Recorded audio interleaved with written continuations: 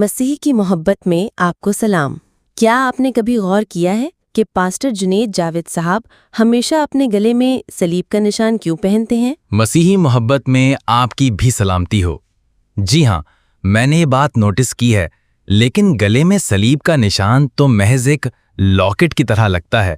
اس کا کیا خاص مقصد ہے؟ ہرگز نہیں، برائے مہربانی آپ ایسا نہیں کہیں۔ صلیب محض ایک لاکٹ نہیں ہے، یہ تو ایک گواہی کا ذریعہ ہے۔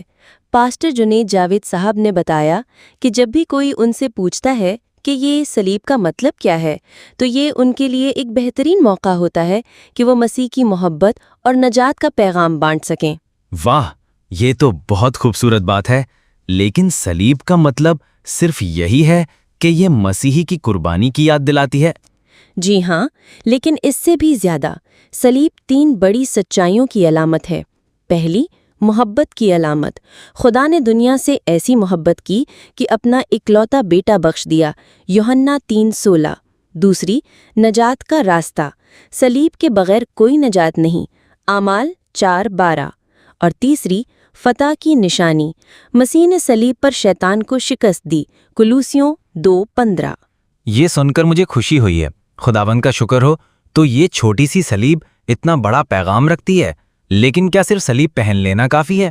بالکل نہیں۔ یسوع نے فرمایا، اگر کوئی میرے پیچھے آنا چاہے تو اپنی صلیب اٹھائے اور میری پیروی کرے۔ متی 16:24۔ صلیب پہننا آسان ہے، لیکن روزانہ خود انکاری، پاکیزگی اور وفاداری کے ساتھ چلنا ہی اصل چیلنج ہے۔ پاسٹر صاحب کی کوشش ہوتی ہے کہ ان کا عمل بھی ان کے پیغام کے مطابق ہو۔ یہ بات تو مجھے بہت سوچنے پر مجبور کر رہی ہے۔ کیا ہم اپنی روزمرہ زندگی میں صلیب کی گواہی دے سکتے ہیں؟ ضرور، نہ صرف الفاظ سے بلکہ اپنے عمل سے بھی۔ جیسا کہ کتاب مقدس کہتی ہے کہ صلیب کا پیغام ہلاک ہونے والوں کے لیے بے وقوفی ہے، مگر ہم نجات پانے والوں کے لیے خدا کی قدرت ہے۔ آمین۔ خداوند ہم سب کو اپنی گواہی میں ثابت قدم رکھے۔ شکریہ جو آپ نے یہ قیمتی باتیں شیئر کیں۔ شکریہ آپ کے سننے کا۔